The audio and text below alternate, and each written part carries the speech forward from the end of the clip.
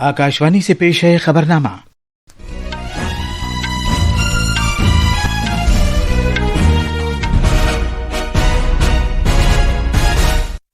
आदाब। खबरनामे के साथ मैं असलम बेग। पहले इस वक्त की खास खबरें। ब्रिक्स रहनुमाओं ने पहलगाम के दहशतगर्दाना हमले की मजम्मत की है और हर तरह की दहशतगर्दी से लड़ने के अपने अज़्म को दोहराया है। वज़ीर-ए-आज़म नरेंद्र मोदी ने ब्रिक्स सरबराह कॉन्फ्रेंस से कहा कि दहशतगर्दों के खिलाफ बंदिशें आयद करने में कोई हिचकिचाहट नहीं होनी चाहिए।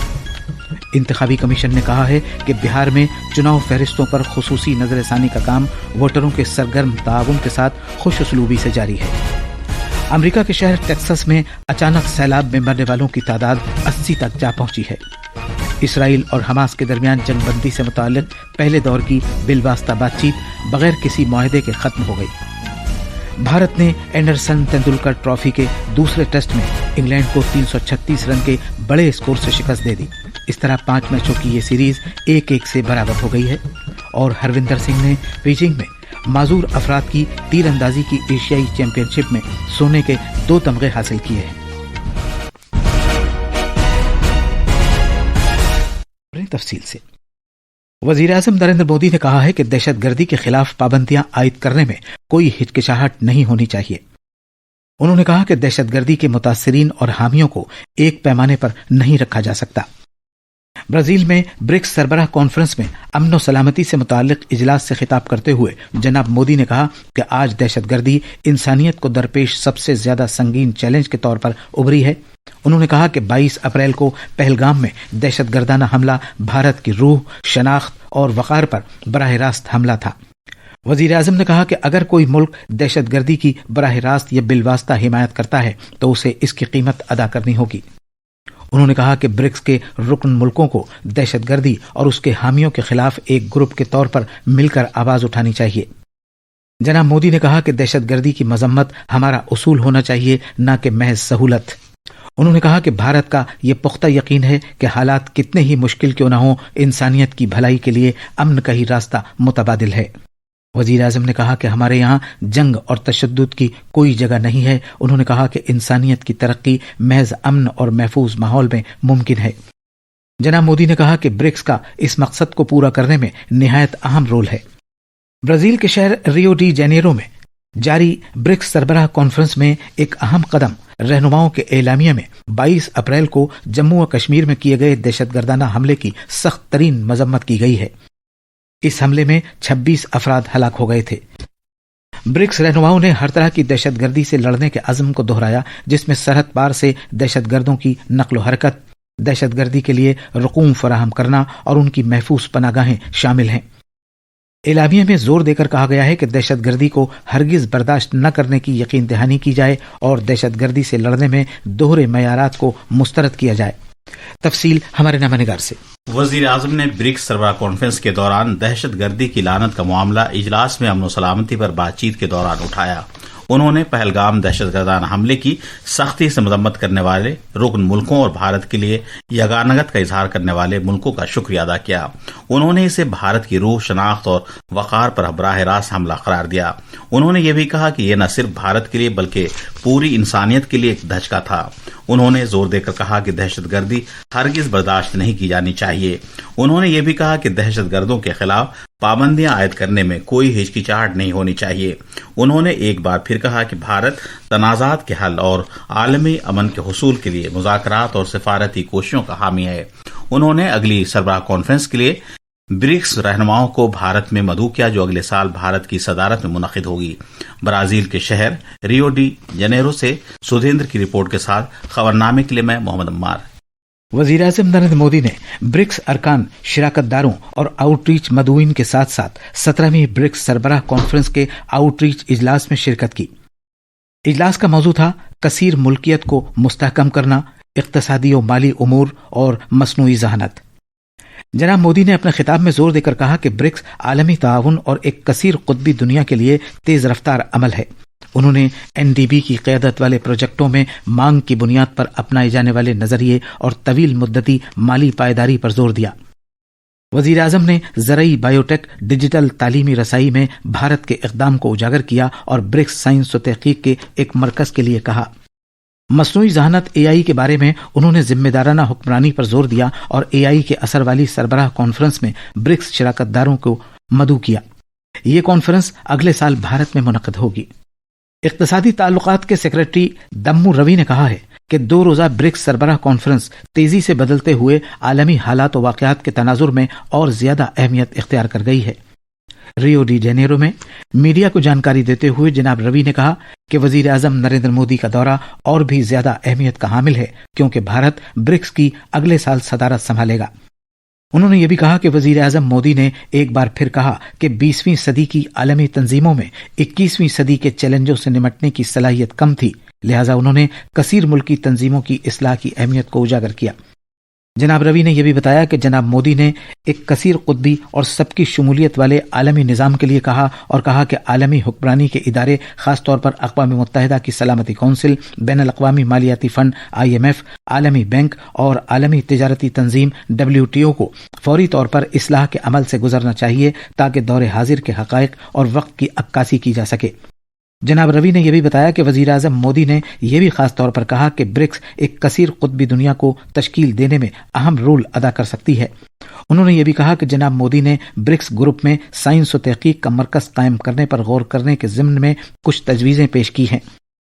پہلگام دہشت گردانہ حملے کا ذکر کرتے ہوئے جناب روی نے کہا کہ سبھی ارکان نے بھارت کی حمایت کی اور یگانگت کا اظہار کیا، نیز اس حملے کی سخت مذمت کی۔ انہوں نے یہ بھی بتایا کہ جناب مودی نے خاص طور پر کہا کہ پہلگام میں حملہ پوری انسانیت پر حملہ تھا۔ He reiterated that the global organizations of the 20th century lacked the capacity to deal with the challenges of the 21st century, and therefore he underscored the importance of reforming the multilateral organization. He called for a multipolar and inclusive world order and stated that the global governance institution must undergo urgent reform to reflect the contemporary realities and times. وزیر اعظم مودی نے BRICS سربراہ conference سے الگ Malaysia کے اپنے ہم منصب انور ابراہیم سے ملاقات کی۔ دونوں رہنماؤں نے بھارت ملیشیا جامع اہم شراکت داری کے مختلف میدانوں میں پیش رفت کا جائزہ لیا، جس میں دفاع، دہشت گردی سے نمٹنے، تعلیم، تجارت و سرمایہ کاری اور دوا سازی شامل ہیں۔ دونوں رہنماؤں نے بھارت آسیان شراکت داری پر بھی بات چیت کی۔ جناب مودی نے سربراہ کانفرنس سے الگ کیوبا کے صدر میگوئل ڈایاز کینل برمودیز سے بھی ملاقات کی۔ یہ خبرنامہ آکاشوانی سے نشر کیا جا رہا ہے۔ بہار میں انتخابی فہرستوں کی خصوصی نظر ثانی SIR کا کام رائے دہندگان کے سرگرم تعاون کے ساتھ خوش اسلوبی سے جاری ہے۔ ایک بیان میں چناؤ کمیشن نے مطلع کیا کہ SIR کا ابتدائی مرحلہ تقریباً مکمل ہو چکا ہے اور تمام موجود ووٹروں کو ذاتی معلومات سے متعلق فارم دستیاب کرا دیے گئے ہیں۔ آج کی تاریخ تک 1,69,00,000 سے زیادہ فارم موصول ہو چکے ہیں۔ فارم کو اپلوڈ کرنے کا عمل بھی شروع ہو چکا ہے۔ اب تک 7.25% فارم اپلوڈ کیے جا چکے ہیں۔ ایک رپورٹ۔ چناؤ کمیشن نے اس بات کا اعادہ کیا ہے کہ 24 جون کو خصوصی نظر ثانی SIR کی ہدایات کے مطابق خصوصی نظر ثانی کا عمل جاری ہے اور ہدایات میں کوئی تبدیلی نہیں کی گئی ہے۔ ہدایات کے مطابق 1 اگست کو جاری ہونے والی انتخابی فہرستوں میں ان افراد کے نام ہوں گے جن کے فارم موصول ہوئے ہیں۔ رائے دہندگان 25 جولائی سے پہلے کسی بھی وقت اپنے کاغذات جمع کرا سکتے ہیں۔ انتخابی فہرست کے مسودے کی اشاعت کے بعد اگر کسی دستاویز کی کمی ہے تو انتخابی رجسٹریشن سے متعلق افسران دعووں اور اعتراض ظاہر کیے جانے کی مدت میں جانچ پڑتال کے دوران انتخابی فہرستوں کے مسودے میں نام ظاہر ہونے والے ووٹر سے وہ دستاویزات حاصل کر سکتے ہیں۔ تقریباً 77,895 بوتھ سطح کے آفیسرز BLO گھر گھر جا کر ووٹروں کو ذاتی معلومات سے متعلق فارم بھرنے اور جمع کرنے میں مدد کر رہے ہیں۔ بڑی تعداد میں BLO ووٹروں کو تصویروں پر کلک کرنے کی پریشانی سے بچاتے ہوئے ان کی لائیو تصویریں لے رہے ہیں اور انہیں اپلوڈ کر رہے ہیں، جس سے ووٹروں کو ان کی تصویروں پر کلک کرنے کی پریشانی سے بچایا جا رہا ہے۔ سپرنا سائیکا کی رپورٹ کے ساتھ خبر نامے کے لیے میں شاہد حبیب۔ ریلوے کے وزیر اشونی ویشنو آج بہار کا دورہ کریں گے۔ وہ سمستی پور ضلع میں کرپوری گرام ریلوے اسٹیشن میں 17 کروڑ روپے سے زیادہ لاگت والے تعمیری پروجیکٹوں کا افتتاح کریں گے۔ ریلوے کے وزیر موصوف کرپوری گرام اسٹیشن کی جدید کاری کے کام کا سنگ بنیاد رکھیں گے، جس پر 3 کروڑ 30 لاکھ روپے کی لاگت آئے گی۔ دلی NCR کے علاقوں میں آج صبح سویرے بارش ہوئی۔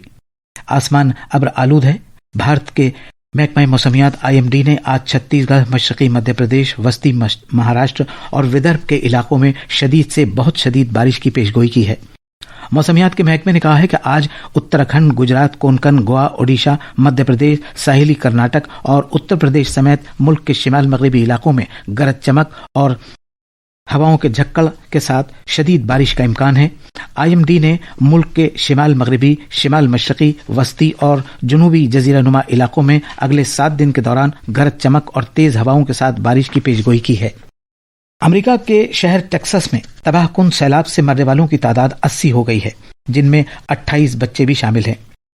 11 لاپتہ لڑکیوں اور دریائے گواڈالوپ کے قریب واقع سمر کیمپ کے ایک کونسلر کی تلاش کی کوششیں جاری ہیں۔ یہاں موسلادھار بارش کی وجہ سے دریا میں طغیانی آنے سے سیلاب آ گیا تھا۔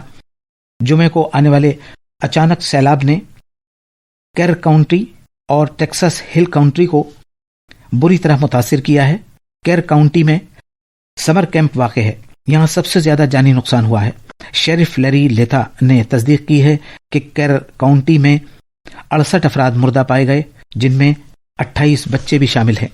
اس کے علاوہ تراوس کاؤنٹی میں 5 افراد، برنٹ کاؤنٹی میں 3 جبکہ کینڈل کاؤنٹی میں 2، ٹام گرین کاؤنٹی اور ولیمسن کاؤنٹی میں ایک شخص کے ہلاک ہونے کی اطلاع ملی ہے۔ کیر کاؤنٹی کے ایک اہلکار کے مطابق کیمپ مسٹک کے شریک مالک اور ڈائریکٹر رچرڈ ڈک ایسٹ-لینڈ کی بھی موت کی تصدیق ہو گئی ہے۔ امریکی ساحلی محافظ دستے کی مدد سے امدادی کارروائیاں بارش اور موسم کی خرابی کے باوجود جاری ہیں۔ فلسطینی ذرائع کے مطابق قطر میں منعقدہ اسرائیل اور حماس کے درمیان جنگ بندی سے متعلق بالواسطہ مذاکرات کا پہلا دور بغیر کسی معاہدے کے ختم ہو گیا۔ کل دوحہ میں ہونے والی بات چیت کا مقصد جنگ بندی اور یرغمالوں کی رہائی کے لیے معاہدے کی راہ ہموار کرنا تھا۔ یہ مذاکرات اسرائیل کے وزیر اعظم بنیامین نیتن یاہو کے تقریباً 6 ماہ پہلے صدر ڈونلڈ ٹرمپ کے دوبارہ اقتدار میں واپس آنے کے بعد سے واشنگٹن کے تیسرے دور سے عین قبل دوبارہ شروع ہوئے۔ امریکہ روانہ ہونے سے پہلے نیتن یاہو نے کہا کہ اسرائیلی مذاکرات کاروں کو واضح ہدایت دی گئی ہے کہ وہ جنگ بندی کے معاہدے کو ان شرائط کے تحت حاصل کریں جنہیں اسرائیل نے تسلیم کیا ہے۔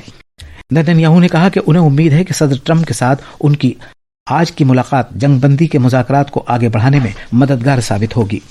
بھارت نے ایڈبسٹن برمنگھم میں منعقدہ اینڈرسن تندولکر ٹرافی کے دوسرے میچ میں میزبان انگلینڈ کو 336 رن سے شکست دے کر تاریخی فتح حاصل کی ہے اور 5 میچوں کی سیریز کو 1-1 سے برابر کر لیا۔ پیرا آرچری چیمپئن شپ بیجنگ میں ہروندر سنگھ نے 2 طلائی تمغے جیتے، جس کی بدولت بھارت نے چین کے بعد دوسرا مقام حاصل کر لیا۔ بھارت نے مجموعی طور پر 3 طلائی، 3 چاندی اور 3 کانسے کے تمغے حاصل کیے۔ یہ تھی خبریں، اب اخبارات کے آئینے کے ساتھ ہیں محمد امبار۔ شکریہ اسلم۔ راجدھانی دلی سے شائع ہونے والے آج کے زیادہ تر اردو اخباروں نے برکس سربراہ کانفرنس میں شرکت کے لیے برازیل پہنچنے پر وزیر اعظم نریندر مودی کے شاندار استقبال کی خبر کو اپنی شہ سرخی بنایا ہے۔ روزنامہ پرتاپ کی شہ سرخی ہے، 6 دہائی میں پہلی مرتبہ کسی بھارتی وزیر اعظم نے برازیل کی سرزمین پر قدم رکھا۔ وزیر اعظم مودی کا شاندار استقبال، عالمی رہنماؤں سے ملاقات کا امکان۔ وزیر دفاع راجناتھ سنگھ آج دفاعی اکاؤنٹس ڈپارٹمنٹ کانفرنس کا افتتاح کریں گے۔ اس خبر کو بھی تقریباً سبھی اخباروں نے صفحے اول پر شائع کیا ہے۔ اخباروں نے ملک بھر میں عقیدت اور احترام کے ساتھ یوم عاشورہ منائے جانے کی خبر کو بھی نمایاں طور پر شائع کیا ہے۔ اور آخر میں خاص خبر ایک بار پھر، برکس رہنماؤں نے پہلگام کے دہشت گردانہ حملے کی مذمت کی ہے اور ہر طرح کی دہشت گردی سے لڑنے کے اپنے عزم کو دہرایا ہے۔ وزیر اعظم نریندر مودی نے برکس سربراہ کانفرنس سے کہا کہ دہشت گردوں کے خلاف بندشیں عائد کرنے میں کوئی ہچکچاہٹ نہیں ہونی چاہیے۔ انتخابی کمیشن نے کہا ہے کہ بہار میں چناؤ فہرستوں پر خصوصی نظر ثانی کا کام ووٹروں کے سرگرم تعاون کے ساتھ خوش اسلوبی سے جاری ہے۔ امریکہ کے شہر ٹیکساس میں اچانک سیلاب میں مرنے والوں کی تعداد 80 تک جا پہنچی ہے۔ اسرائیل اور حماس کے درمیان جنگ بندی سے متعلق پہلے دور کی بالواسطہ بات چیت بغیر کسی معاہدے کے ختم ہو گئی۔ بھارت نے اینڈرسن تندولکر ٹرافی کے دوسرے ٹیسٹ میں انگلینڈ کو 336 رن کے بڑے اسکور سے شکست دے دی۔ اس طرح 5 میچوں کی یہ سیریز 1-1 سے برابر ہو گئی ہے۔ اسی کے ساتھ یہ خبرنامہ ختم ہوا۔